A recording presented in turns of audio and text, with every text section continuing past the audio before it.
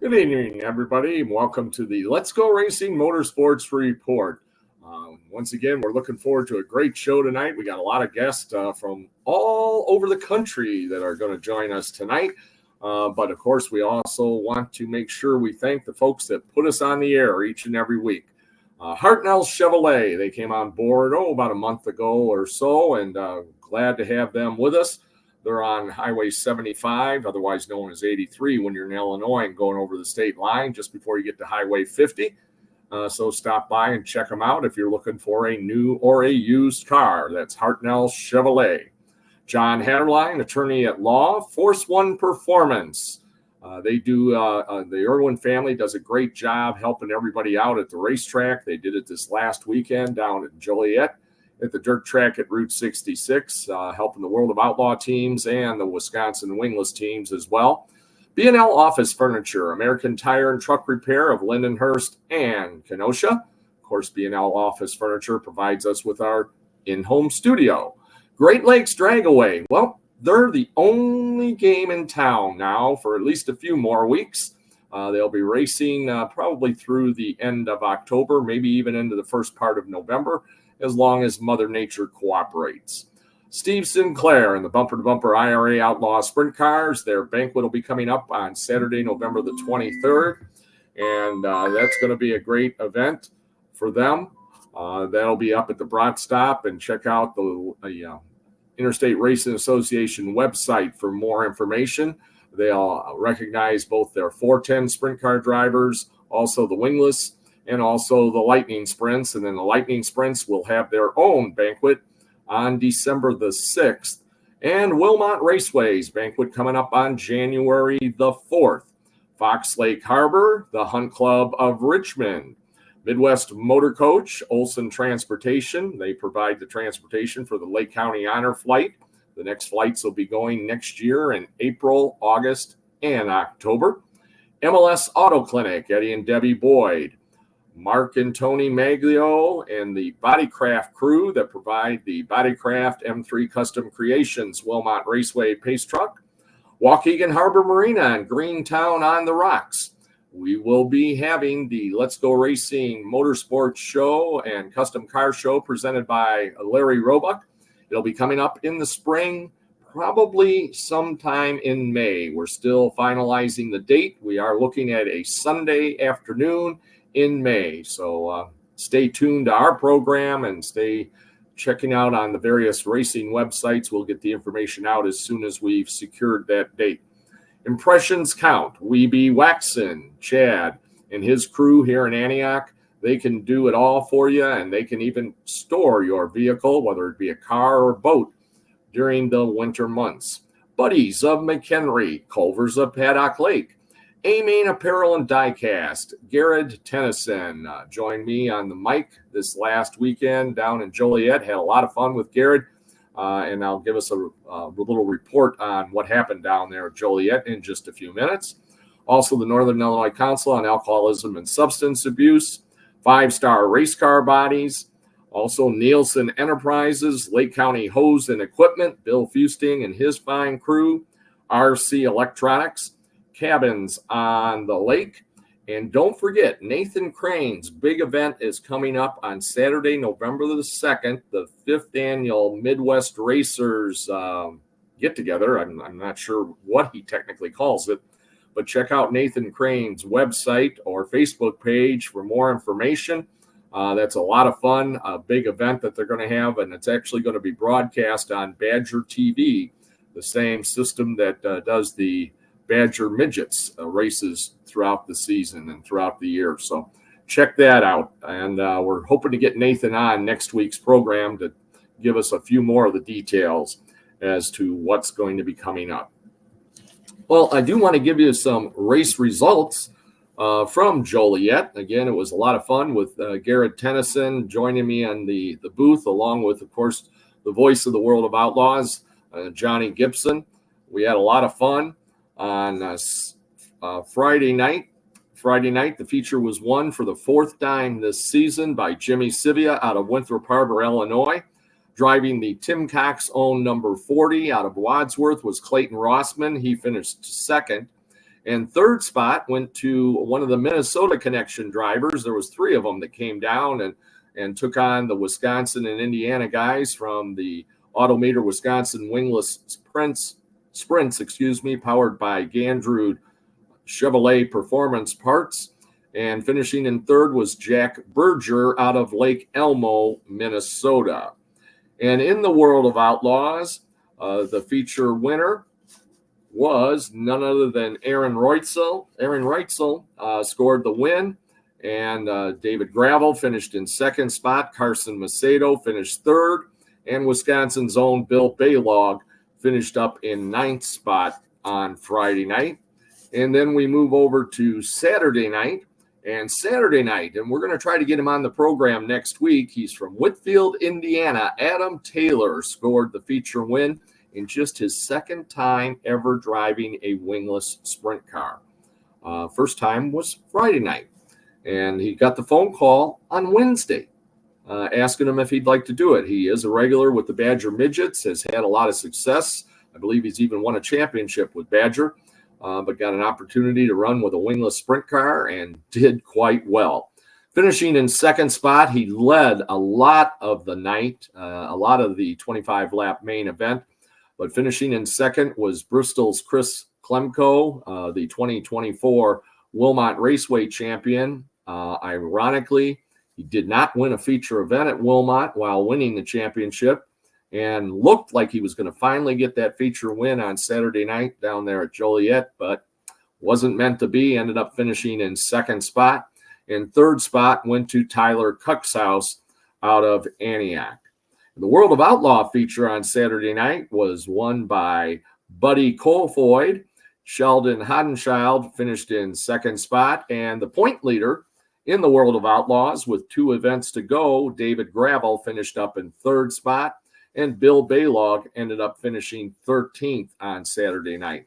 Bill is still 8th in the point standings with 2 weekends left, and they're going to be taking a trip now to Arkansas this coming weekend for a 2-day show. They'll be at Riverside International Speedway in West Memphis, Arkansas, Friday night and Saturday night, and then their season wraps up the following weekend at the dirt track at Charlotte. So again, it was a lot of fun, great show, and my first time ever down there at Joliet, and it was very, very impressive facility right next to the drag strip and also right across the street from the NASCAR track. Of course, the NASCAR track's been quiet now for a few years.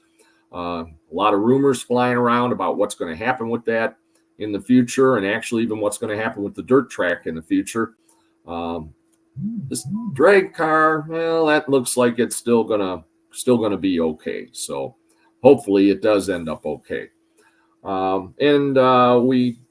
want to give you that update on Great Lakes Dragway. Again, they are planning on continuing to race, fun racing on Thursday nights, Friday nights, and Saturday nights, Friday, Saturday, and Sunday of the fun racing. They're still having some fun as well. It's fun racing. On Wednesday night, tonight, still ladies' night. Ladies get in free, race for free. And again, they hope to race at least through the 31st, through Halloween. And it all depends upon Mother Nature. So just check out GreatLakesDragaway.com for more updates and information. And you can always call the Great Lakes Dragaway at 262-878-3783, and Randy will answer the phone. The promoter and the owner will answer the phone himself, so he can give you an update on what's happening. Well, we're going to go now to the guy that is the furthest from us and came out of retirement this last weekend. We're going to bring Lonnie Roy into the show. And Lonnie, welcome to the program. I know we've been trying to do this for a while. Yeah. When I got some information that you were going to actually come out of a 20-year retirement and race this past weekend. I think he came up with 24 years. 24. That's even a longer retirement. And so tell the folks a little bit about where you're at currently and what you did do this last weekend. I know we had hoped to have your son Ryan on the program as well. Ryan's the regular racer in your family now, but he got called into work and had to go, work the day job so he can pay the bills for the race car. So, but tell the folks a little bit about your experience this last weekend and how it went for you. Well, we went up to Benton Speedway, which is a 410 show, and I took Ryan's 305 car, and Ryan was in another man's car, and they had motor problems. But Ryan said, "Dad, you just gonna stay in my car for the night?" So I went out and qualified 24th out of 27 cars. I mean, it was like driving a rocket ship. So I come out in the heat race. I think I started last in the heat race, got up to 4th, and that transferred me right into the 410A main with the 305. I started 16th in the A main and finished 12th. So I'm gonna go out like John Elway. I'm gonna go out while I'm on top. There you go. And I know a lot of the folks know you from up here in the Wilmot area and southeastern Wisconsin, northeastern Illinois. Tell the folks a little bit about your transition and where you're living now and, why. Well, first of all, why did Ryan decide to follow Dad's footsteps and stay involved in racing? Well, when I left racing, he was, I think, 5. We got him into go-karts, and we kept moving him up and put him in the mini sprints, and I think he won like 4 championships in that. And then we put him back in a sprint car again last year. He did real well. This year, he won the championship in the sprint cars, the 305s. And, I mean, he gave me a good car to drive Saturday night. The thing handled real good. And, I mean, it was set up. But, I mean, we were outmotored. But 12th place, I'm going to take 12th place after 24 years. That's a win to me. Well, yeah, we're in Ripley, Tennessee is where we live now. And we're actually, about 70 miles from the ditch. But we committed to race up in Missouri at Poplar Bluff Speedway this weekend with the 305. So unfortunately, I'm going to miss the Outlaw show that's close to home. Yeah. Well, and Ryan's had quite a bit of success. Give the folks a little bit of update on him and go ahead and boast about your son, because I know in following you guys on Facebook, he's chalked up some wins and I think even a championship or 2. Yeah, well, I think the mini sprints in Southern Illinois, I think he won 3 of the championships there. And in 2022, he won 2 championships in the same year at Cornet Speedway in West Memphis at the ditch. He won that championship. And then we got rid of the mini sprint and moved him into a full size again. And I think he was 2nd or 3rd in points, and we lost a rear end, and we didn't have a rear end. So he sat out like 2 weeks. But by the time we got it going again, he fell back to 8th in points.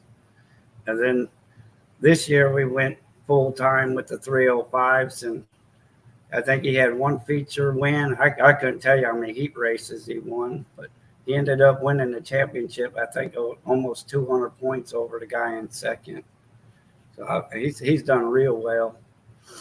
Now, what's his ambitions now? I mean, you got in the 410. I know that he's been trying to run the 410 from time to time. Is he want to go pretty much 410 racing now?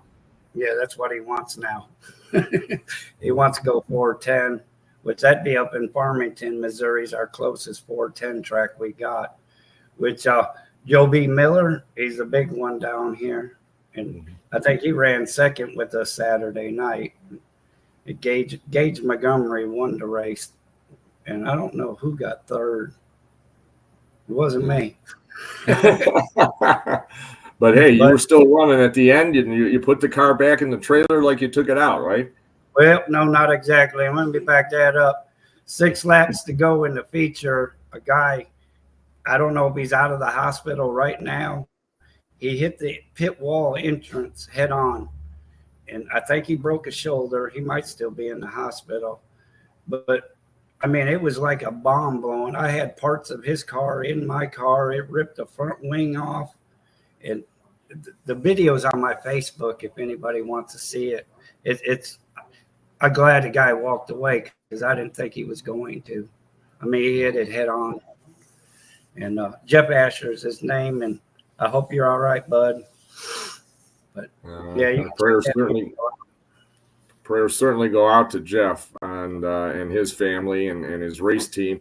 Compare the track that your quote home track now to Wilmot. I mean, are they similar in size? Are they different? Bank different? It's a 3/8 mile Benton Speedway. It's pretty high banked. I mean, Ryan, I get up there and run that wall. I wasn't going up there. I wasn't going to be like Alan Winker and ride the rail. Nope. I stayed on the bottom of catfished. There you go. You got to do that sometimes. I mean, we saw that last week, even at Joliet. Some of the guys at the dirt track at Route 66 there, you had your bottom feeders and you had the guys rim riding way up next to the wall. I didn't have the motor. I didn't have the motor to get up there. My best, I stayed at the bottom. But I mean, the 410s, it was so dry, slick. I mean, they just spinning the wheels. I stayed at the bottom and just motored around. But I ended up 12th. I couldn't complain about it. I was happy to even make the A main. Well, what's your best memory of running Wilmot? Wilmot, I think the best I did up there was in the street stocks. I think I had like 4 or 5 feature wins. I finished second in points. I was trying to win the championship up there, but man, I grew up there since I was 5 years old till I moved down here. And I think we came back in 2013, and Ryan only been in a sprint car 2 times, and he almost made the A main up at Wilmot with a 305. But I just wish I was so much closer to you guys. We make some appearances, but we're going to try to make it up there this year or next year, 2025. Well, I know your wife Penny. She was always.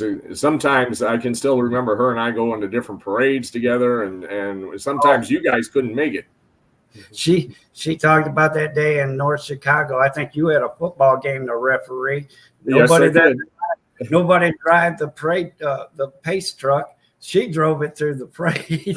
Yep, she drove it through the homecoming parade while I went out and refereed the football game. And actually, this Friday night, it's our last regular season. And believe it or not, Lonnie, I know I've been around racing a long time, but I've been around football just about as long. This is my 50th season refereeing high school football. Really? So, goes way back. Wilmot's still always my home track. I mean, we got Flow Racing here, so I can watch the IRAs up there. I still keep track of all the guys up there. And Baylog, I wish I could go see him Saturday night down here at West Memphis, but I'm going the other way. Well, you never know. Mother Nature could throw you a curveball. They're talking good weather down here, so I think both shows. It's going to be good shows either way you go, north or south. But Ryan committed to go north, so I guess we're going that way. Yeah, well, and it's kind of funny. I'm Kathy, my wife, and I. We're going actually down to Homestead. We're only going for the NASCAR for the Cup race on Sunday, but after I get done refereeing on Friday night, we're catching a plane early Saturday morning and go down to Florida and hoping to meet up with some family down there and go over to the race on Sunday and then head back here on Monday. But looking forward to it. I've been to Homestead before. That I was there right after it reopened after the hurricane. And Ray and Joan Toft and I met there, and actually we ran into John and Sue McCarnes. We're walking out of the grandstand, and who's down at the picnic tables but John and Sue. And so we visited with them. But what was cool about what they did at Homestead is it really had gotten so devastated, the area, the town itself. That racetrack, though, revitalized that town. And everybody was volunteering. All the ushers were volunteers. Everybody, just about everybody that worked at the racetrack was a volunteer. And it was really an impressive thing. And they've got a great facility there. And I haven't been to Homestead for a while, so I'm kind of looking forward to Saturday or Sunday. Well, Saturday too. It's going to be warmer down there probably than it is up here by Saturday. So. Yeah, I think they're calling like 74 this weekend here. Yeah, that's still pretty pleasant, as you get in the end of October. Yeah. So, what does Lonnie Roy do now for a living? And we mentioned that Ryan got called into work. What does Ryan do? Ryan works for the city of Dyersburg. He's in the street department. He does all their concrete work there. I worked there too for 6-7 years. I left there and went up with Austin Mueller, they service restaurant equipments and plumbing works. I went over and took over their plumbing for Austin Mueller. And I met him at the local dirt track. That man was running modifieds, and I tried to get him in Ryan's sprint car to go run some hot laps, but his wife Loretta, she ain't having it. So he's retired. She won't let him back in it. But Austin back in the day, he could wheel a modified. Well, this coming year, you mentioned trying to get up to Wilmont this coming year. It's going to be the 75th anniversary season of Wilmont Raceway. And it was called originally, of course, Kenosha County Speedway, and then it was Wilmont Speedway, and then now it's Wilmont Raceway. And it's the 75th anniversary season coming up. Jenny Hesse, the fair manager, and she's also the raceway manager. And then Chris Klemko is kind of the racing coordinator that I just mentioned that finished second on Saturday night down there at Joliet. But they've been starting to put a lot of things together, some special things they want to do for the 75th. And there's going to be a lot of special events.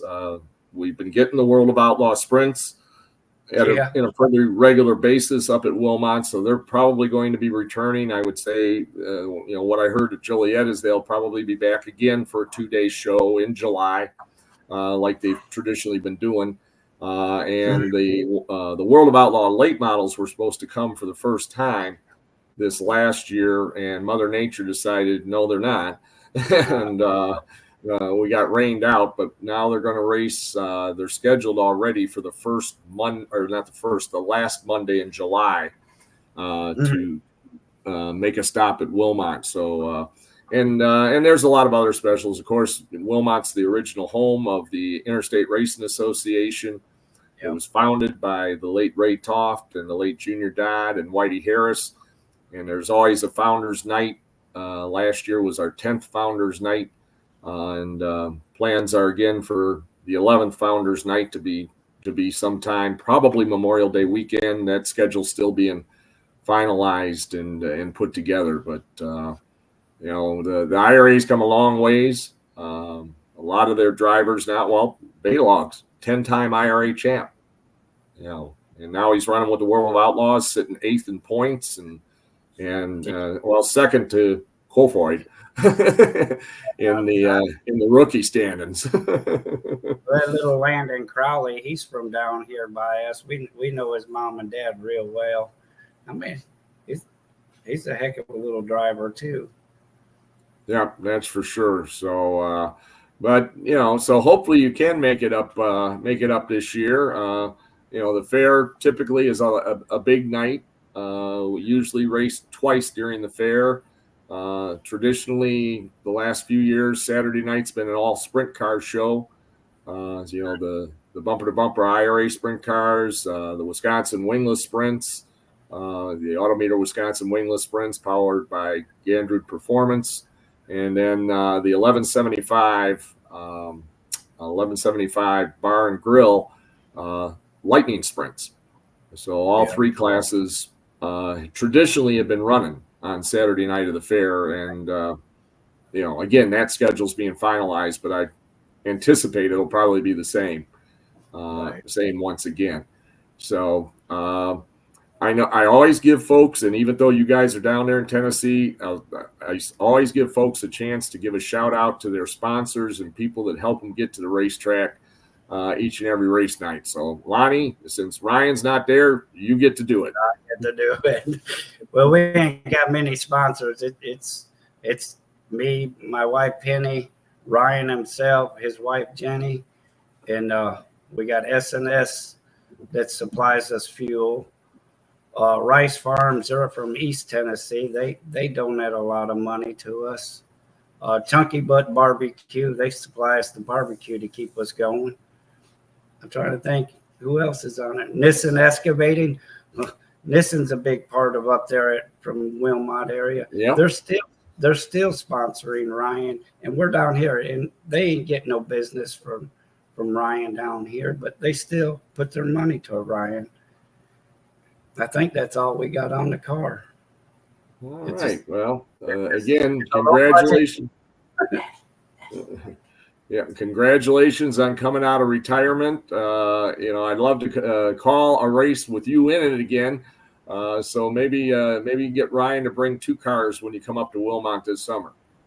Well, if anybody ever has an open seat and want to put them in it, you can get a hold of me or Ryan on Facebook, or we're going to work and try to get a car up there. And we want to come back to Wilmot. I love the place. That's home to me. Would he consider running a wingless?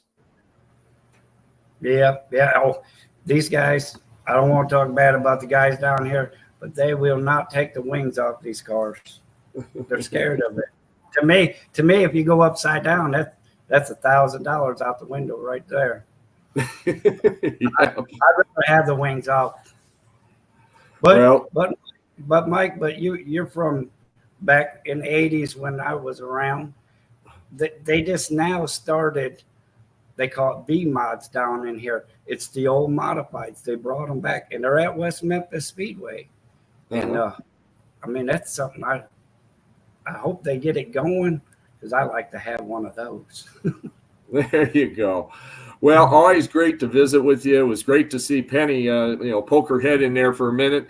You guys, good friends, and glad we're keeping in touch. And we definitely hope that we see you in 2025 as part of Wilmot's 75th. Will do. We'll keep you updated. All right, sounds great. My best to Ryan. Take care. God bless now. God bless. Thank you. Bye-bye. And that was Lonnie Roy joining us from all the way from Tennessee. And yeah, he raced here for a lot of years in a lot of different kind of cars. So that was pretty cool. And hopefully they can make the trip up. All right, we're now going to go over to Tom Eller.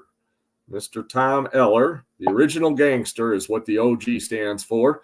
And I don't know who, well, I got a feeling I know who probably gave him that nickname, but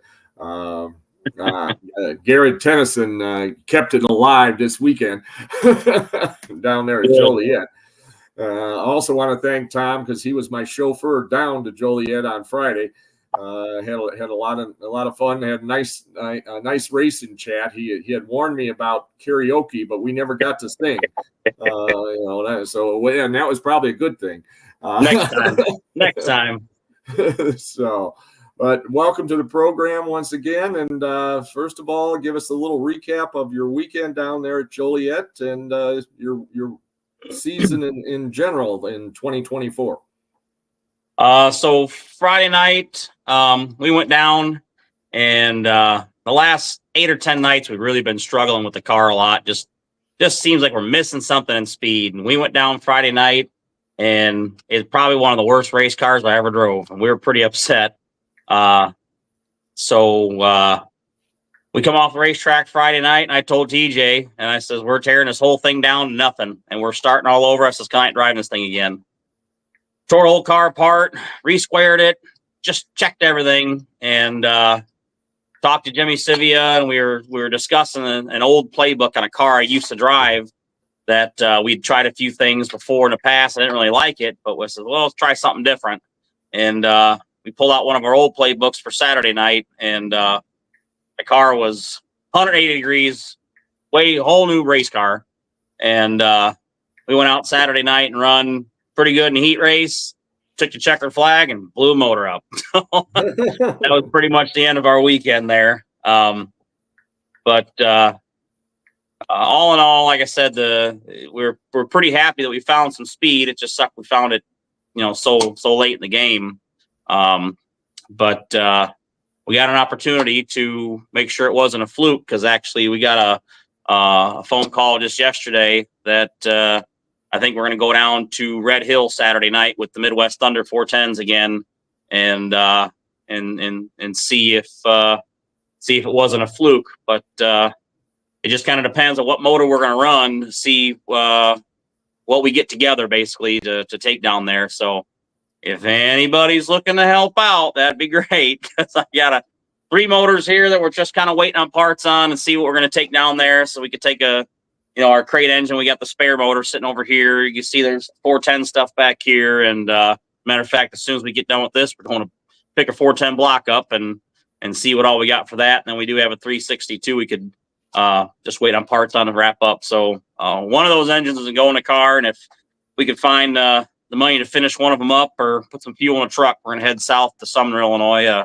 Red Hill Raceway, and go race with them guys one last time.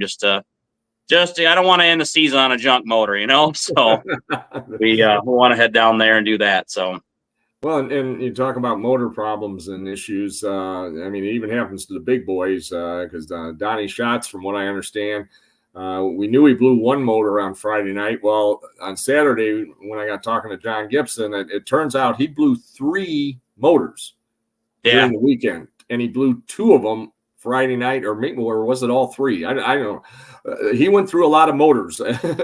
He was pitted just a couple spots down from us. It was, I'm good friends with Bill Rose, so he was pitted next to me, and him and Jason Sides are good buddies, so he was pitted there, and Donnie was just on the other side of Jason there, and it seemed like every time they come off the racetrack, they had the wing off it, the hood off it, and just guys all standing around a race car. So he must have been struggling.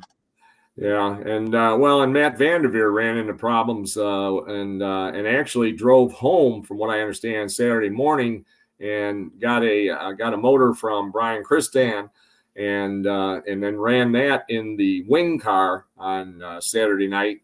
And he did finally get things sorted out with the non-wing car motor, because he was struggling with that on Friday too. And he and Eddie Boyd, I rode home with Eddie on Friday, and just before we left, Eddie was giving him all kinds of, okay, you want to try this, you want to do that. And he was giving them numbers that are totally Greek to me. I had no clue what they were talking about. And, and Matt's like, okay, we'll do that. And then, Matt almost didn't, or not Matt, Eddie almost didn't come Saturday. And then at the last minute decided to come. So I caught a ride with the Irwins in the Force One Performance parts truck and trailer. So, and fuel. But had a nice visit with them on the way down, and good people. And I know they've, they're going through a rough time, just losing their dad, Bill Irwin, and Peggy, their mom. That's their mom's former husband, and it's rough for Oh, yeah. So and on a like I guess you could say on a positive note, Sharon Vanderveer came to the races on Saturday night to watch Matt, and that, from what I understand, that was the first time she had been there since her husband, Matt's dad, Larry, had passed away about a month ago or so, and she hadn't been to the races for a long time. No, I hardly ever see her at the racetrack. Yeah, so that was pretty cool that she made the trip down, and he did decent. He did decent on Saturday night. He ran strong in both cars. Yes, so, he did. And I'll tell you, Adam Taylor. I mean, I just all of a sudden Garrett's like, yeah, they got a different driver in this car. We're talking about it on Friday, and he said, oh, this new guy. He's driven a midget, but he's never driven a wing sprint car before, or non-wing, or any kind of sprint car before. So we'll see how he does. And then, he did okay on Friday. And then Saturday, I mean, he was just unbelievable. Starts eighth and ends up winning the thing, and gets around. And then Chris Klemko was looking really strong in the beginning. He had a pretty good sized lead, and all of a sudden everything the car was too good in the beginning, where it kind of fell off, where sometimes you got to snug them up just a tick more and let the racetrack come to you. And I've heard drivers make that reference, and you got to let the track come to you. Sometimes it's too tight or it's too loose. When you guys are talking about that, for a layman like me, what does that mean? Well, if you talk about letting the racetrack come to you, so you'd make the car a little tighter, so that as you burn your fuel off, that frees the car up. As you wear your tires out, that frees the car up, and as the racetrack burns off, that'll free the car up. So if your car is perfect on lap 1, come lap 20, 25, 30, depending on how many laps your feature is, that's going to be a totally different race car. So if you make it a little snugger to start with, sure, you're going to have to drive a little harder and not necessarily be as comfortable as you can in the beginning laps. As the car starts to free up and the racetrack goes away, you basically, you're going to come into your fast laps. So your last 5 or 10 laps of that feature race is going to be your better laps versus the first 10 laps, because you can get out there a bunch. But now let's say you get a caution with 8 laps to go. Now everybody's bunched back up. Well, your straightaway lead ain't a straightaway no more. And the guy behind you was a little snugger to begin with, and now he's fast and just drives around you. Well, and it was kind of neat this weekend, because the last time back in, I guess 2021 was the last time the wingless had raced down at Joliet, and they didn't have time trials back then. And you were doing passing points. Yeah, it was passing points and a luck of the draw, and of course a well prepared announcer would have this at the tip of his hand. But I'm now looking for who won the feature. Do you remember? No, because coincidentally, back then we blew up that night too. So, yeah, actually, Ryan Zielski won the feature back in 2021, and so Friday night, Bryce Andrews set the track record, because they hadn't had one, of 17.915. He was the only one in the 17-second bracket out of the 20 cars that were there. And then Saturday night, Nathan Crane, who originally wasn't going to race Saturday, he was only going to drive the car Friday. Then he was going with his brother down to Circle City. His brother was 2 points out of the point championship and ended up finishing second anyway. 4 points back, but he decided to stay. Nathan did, and drive Ralph Johnson's second car, and he went out and set a new track record of a 17.745. Pretty quick. Yeah. So now, since you guys hadn't qualified before, is there a totally different setup for qualifying versus racing? Yeah, I mean, you want the car to be pretty much on point right out of the gates. the downside to how we qualify is our hot laps is our qualifying as well. So like the 410s, they'll get 3-4 laps to kind of shake the car down and kind of see where they're at.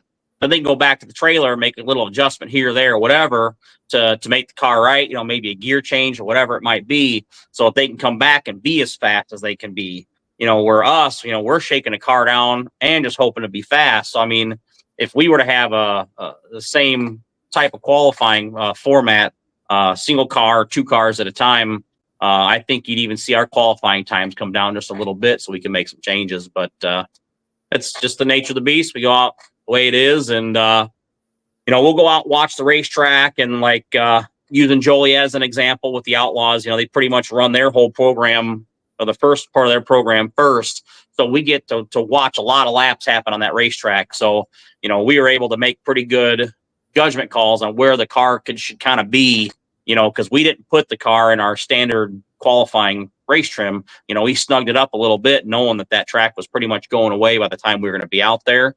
And, we didn't qualify very great position wise, but if you look at our qualifying times from quick time to, like, let's say I went 19th quick, there wasn't a whole lot of time between those 2 positions. You know what I mean? Because it's just such a big track. It's hammer down. You don't really lift in qualifying. So it really, your difference is going to be a bobble or an overcorrect or something like that to the corner, because we're all pretty much hitting the same straightaway speeds when we're matched with the crate engines, One thing they said on Friday night, which, I got an explanation on Saturday from a few folks. Friday night, they shortened up the World of Outlaw feature by 5 laps. And they said they did it because of a concern about fuel. Mm-hmm. And off the air, John said to me, he goes, well, they measure all kinds of stuff. And they said that how did he term it? It was almost like the height of where we were at. It was like 500 feet higher or something. It was, and I thought, what do you mean? We haven't moved. There hasn't been an earthquake. What do you mean? It's, it's 500, feet different than it was when we started. And somebody explained that it has to do with the thickness of the air, and because it was cold, the air was thicker and all this kind of stuff. Maybe more than so the fuel of 410 versus, like, let's say a Wisconsin wingless car, we run carburetors on our motors. So, we would rejet them. You got idle Mr. Shrews, and that's pretty much, for the most part, all the tuning we can really do. The 410s, those engines are tuned. They got these fancy little weather stations that let you know where the air is at, the density of the air, all that stuff. And it tells you where you need to be in your fueling, because those engines are very, very fuel critical. So when you fuel that engine correctly, your general rule of thumb, especially with the 410, is when the very first car fires, 40 minutes was the kind of fuel you got in it.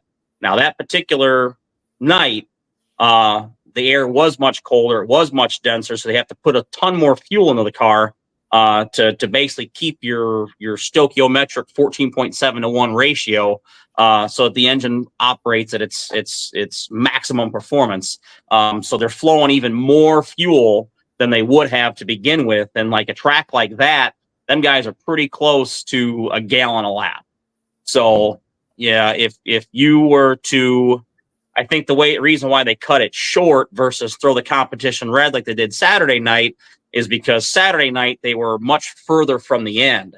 But if you're going to be that close on fuel, you might as well just pull it back a handful of laps like they did and just call it a show, Yeah. And then Saturday night, it was warmer, quite a bit warmer on Saturday night. So, I think the air was definitely different. Well, I'll tell you, you've taught everybody a lot tonight. Appreciate that. Taught me a lot. And now I know a little bit more next year at the various racetracks that I'll be at during the course of 2025. And I know we're not giving out all of Tom's secrets tonight, but just keep an eye on the Let's Go Racing Motorsports Report and Tom's Facebook page for future announcements. We got a few of them. Sounds good. Well, again, thank you for your hospitality last weekend. It was a lot of fun, and it's always a lot of fun visiting with you. And good luck this week. Where's the track now called? What's it called? It's Red Hill Raceway. It's in Sumner, Illinois. It's down kind of by Olney.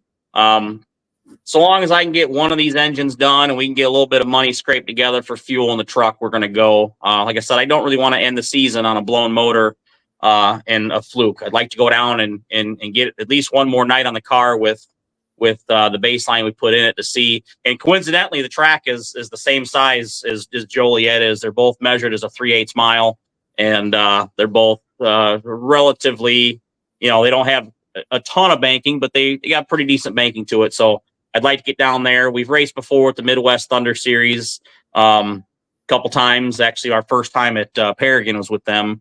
And I think with USAC being out west in Oklahoma this weekend, it's going to be a pretty good show. And I think last time they had 43 cars, so we'll probably have just a tick over a full field. So I think I could squeeze it in the show. I mean, I've done it a bunch of times before down at Gas City, Putnamville, Paragon, down across Indiana at local shows. So, it's pretty much like a local show now because all the heavy hitters are west. So I think we could squeeze her in now.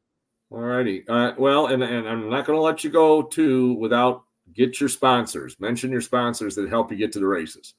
So the ones that have really, all the ones in the car are great. They've been behind us forever, but it's Whitmore's Wrecker Service. That's my bosses. They pretty much let me pack up and go racing whenever I want to, as long as I'm not hurting anything at work. We got Pit Road Apparel, Cowlicks Cones and Floats. That's up in Fond du Lac. Pit Road Apparel does all of our apparel and a lot of apparel at the racetrack as well. Great people there.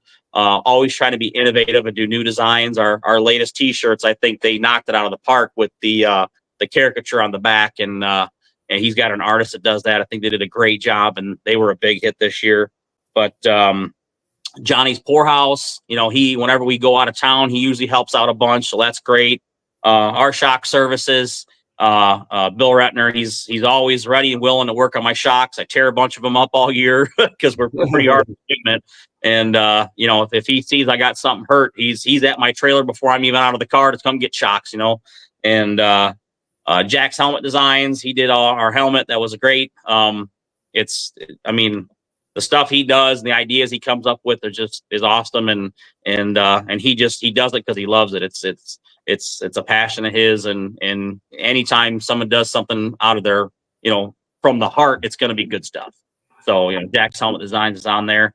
Lake County Hose and Equipment, they helped us out when we went down and run a couple USAC shows. So they're on board, and just everybody helps turn wrenches with us. TJ, he's the one that maintains the car all week. And I work so much. If it wasn't for him, we'd be showing up with dirty race cars every week. We brought Becky on board. She's not new to the sport, but she wants to get into the sport. She's a young girl and she wants to come up through the ranks in sprint car racing. So I'm friends with her mom and dad, so we brought her on board, and she's really learning how to work on a race car. And Carl and Amber, they help out a bunch too, and Tyler. So it's just a big group effort by all of us, and we wouldn't have it any other way. There you go. Well, thanks again, Tom, and good luck this weekend. We'll be looking for a report that I'll be following you on Facebook and from Florida. Yeah. So, but the best to you, and I'm sure we'll see you at the races or at the banquet coming up in November. You'll see me at the banquet, and you'll see me at the go-kart race too. All right, sounds good. Take care, Tom. Right. Thanks a lot. God bless. Bye-bye.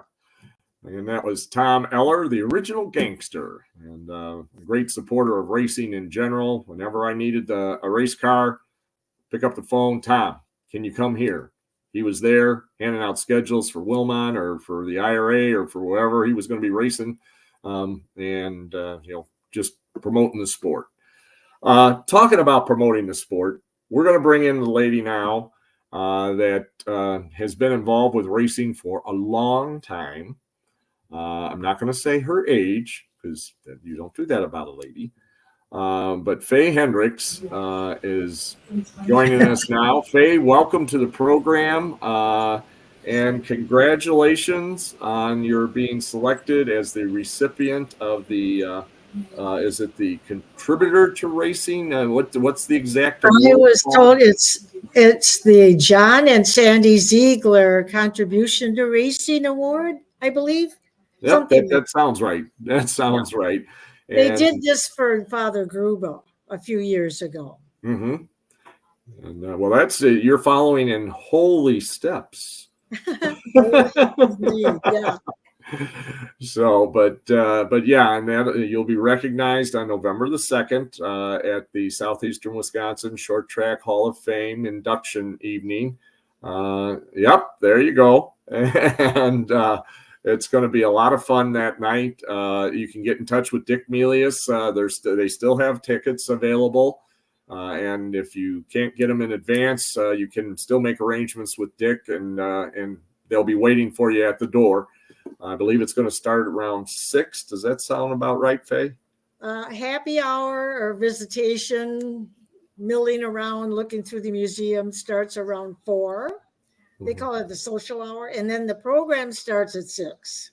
Okay, yep, and it is a great event. I think I've missed one since they started doing it, and it's really, really neat. The museum itself is just fantastic.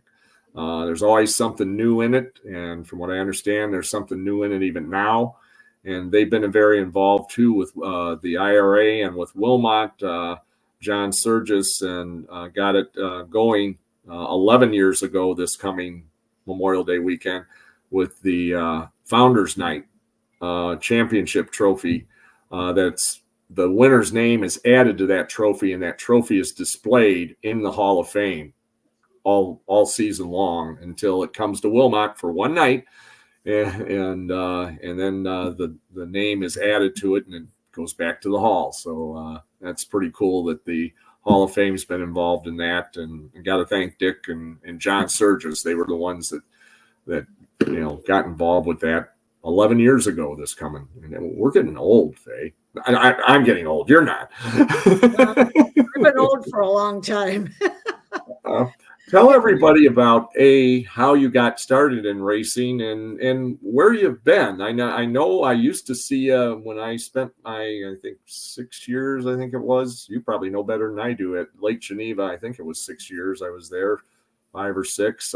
You were usually next to us in the VIP section just about every night. That's because Kevin Dawson wanted me there. I was like the backup system for qualifying. I would take down the qualifying manually, just like I did everywhere else. And if they missed one, they would come running across and get my time. And that would be the way we operated. They were quite a good crew up there. Yeah, it was a lot of fun.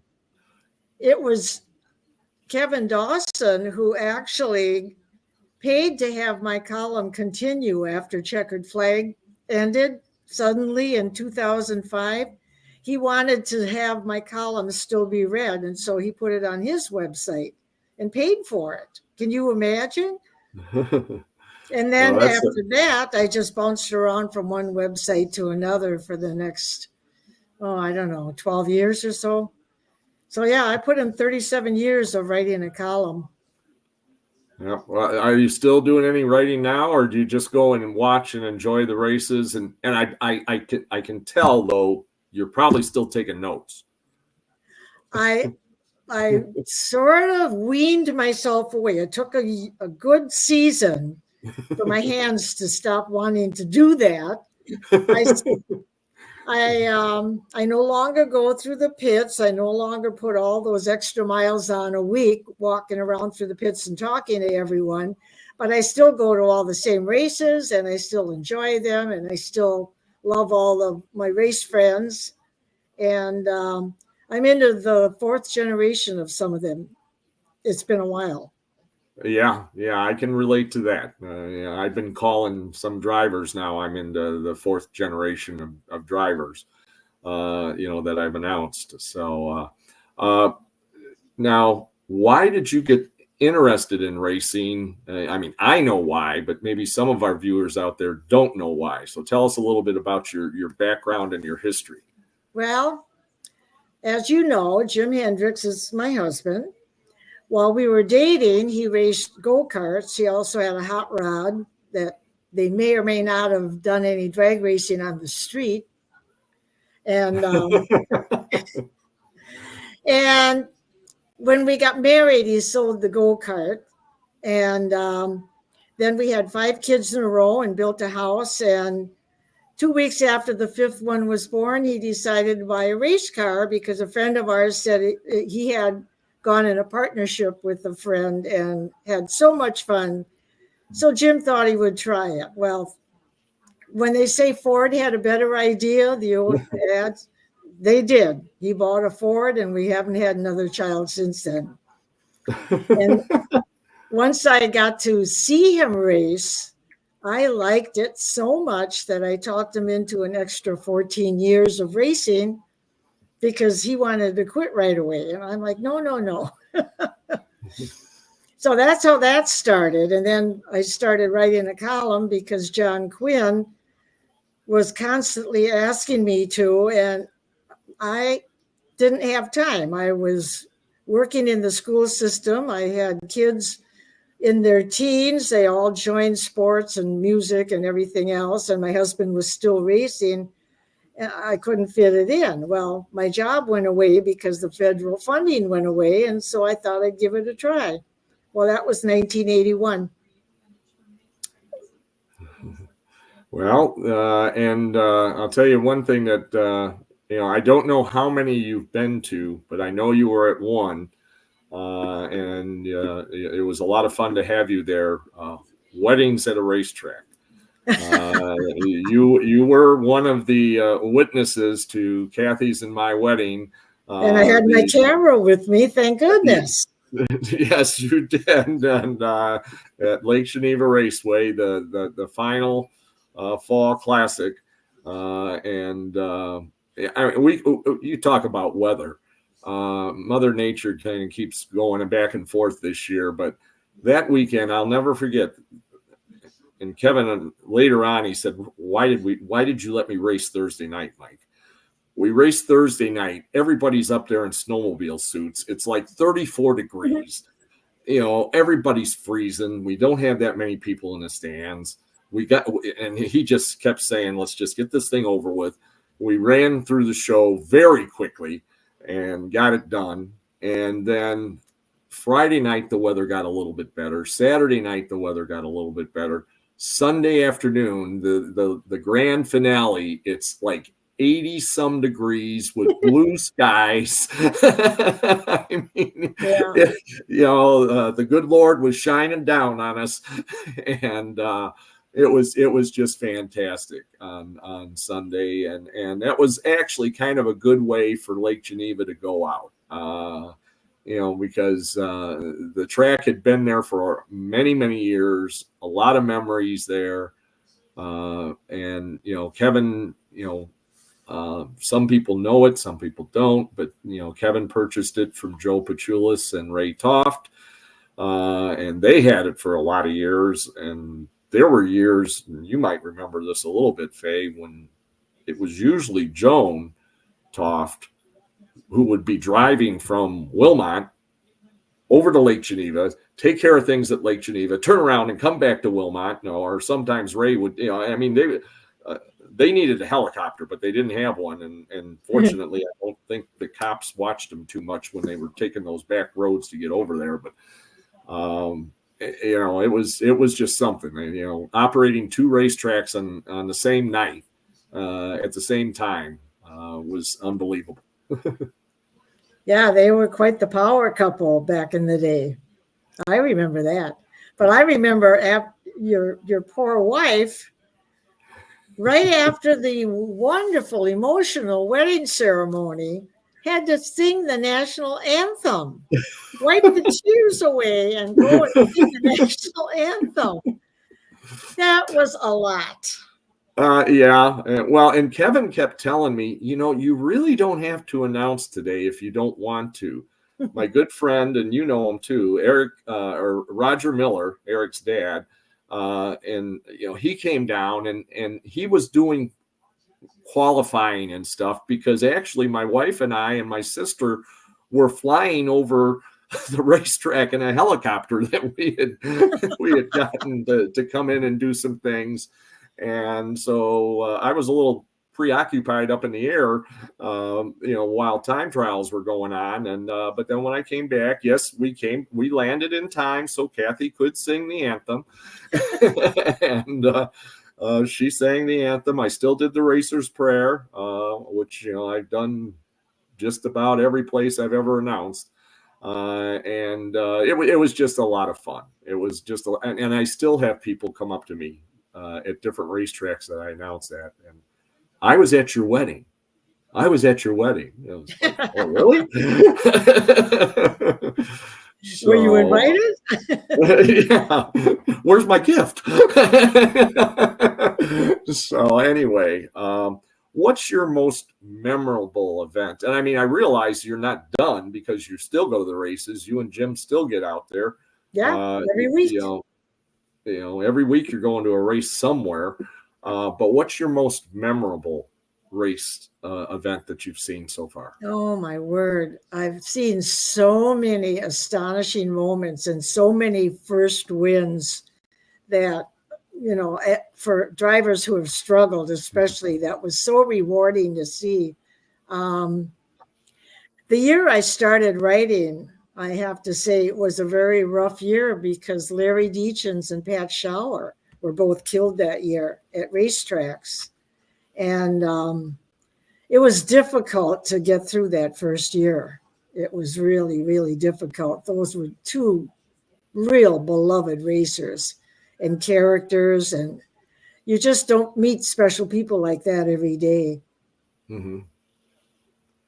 And who's and I know you've seen a lot of up and coming drivers. Who's somebody that maybe you saw all the way from maybe go-karts or some preliminary type of racing that's gone on to the big time?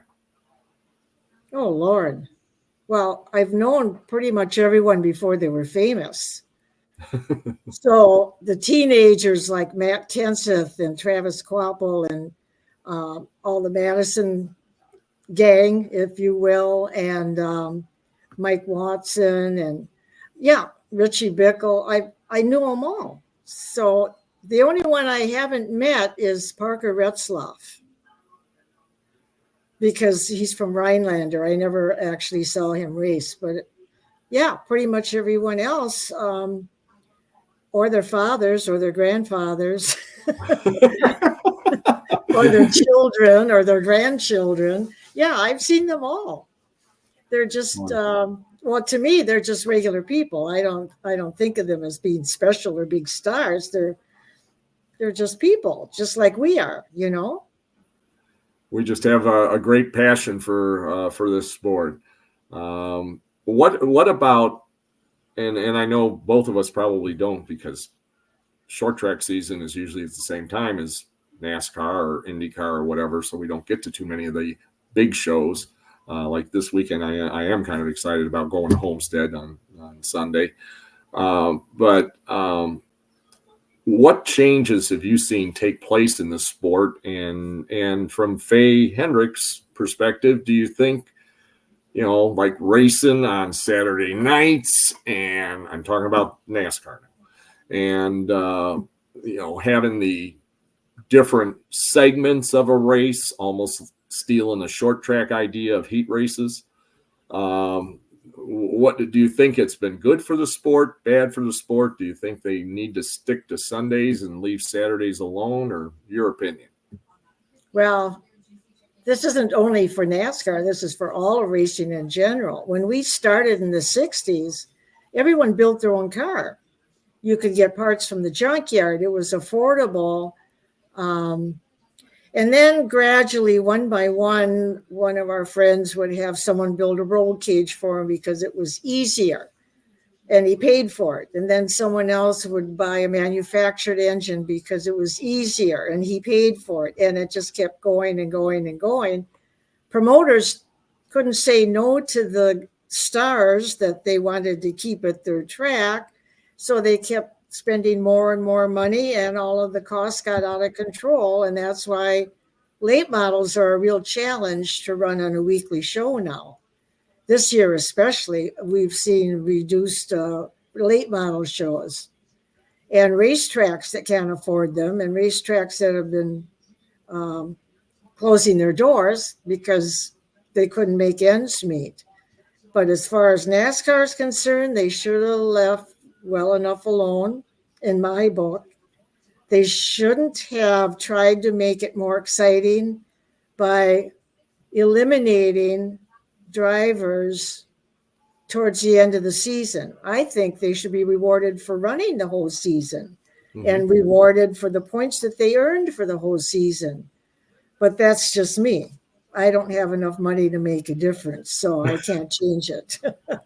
There you go. Well, I know we've been trying to get you on, and I wanted to get you on for a long time. And what I'm going to be doing is during the winter, we're still going to have a show next week, but then we're going to start kind of going monthly. I'm only going to have 1 or 2 guests on during the winter. And so we can have more time to really visit and talk about memories and that kind of thing. So if it's okay with you, Faye, I'd like to have you on again sometime between now and the beginning of racing season in 2025. And we'll talk about some more stuff. I know you've got a lot more stories. There's a lot of secrets that I will not tell. Well, I'll have to see if I can get some of those secrets out of you off mic on November 2nd. And again, congratulations. It's well deserved. Your husband was inducted into the Hall, how many years ago? A few years ago now? 2012. Yeah. So, it's actually pretty cool because I don't know. You could be like the first husband and wife that are both. I know you keep saying I'm not inducted into the Hall. No, yes, I won't you be are. inducted into the Hall of Fame. I will be receiving an award, but I won't be inducted into the Hall of Fame. Okay. Well, at least you'll be there. I'll be there. I'm always there. There you go. Well, thanks again, Faye. My best to Jim, and we'll look forward to seeing you. Kathy and I'll look forward to seeing you on November 2nd. Okay. Sounds like a deal. Thanks for having me. Thank you. Take care. God bless now. Bye-bye. Bye-bye. Faye Hendricks, great lady. And yes, she does have a lot of stories and a lot of secrets. That does it for this week's show. Like I mentioned earlier, we're going to have Nathan Crane's going to be on next week. Adam Taylor's going to be on next week. And we'll probably still have a little bit of a update on Great Lakes Dragway, depending upon how much Mother Nature cooperates. And I'll give you a little report on Kathy's and my experience down at Homestead on Sunday. So until we see you next time, this is Mike Babbitts wishing you a pleasant evening, the best of tomorrows. Remember, kids, just say no to drugs. Thanks. Good night. God bless. And let's go racing, everybody.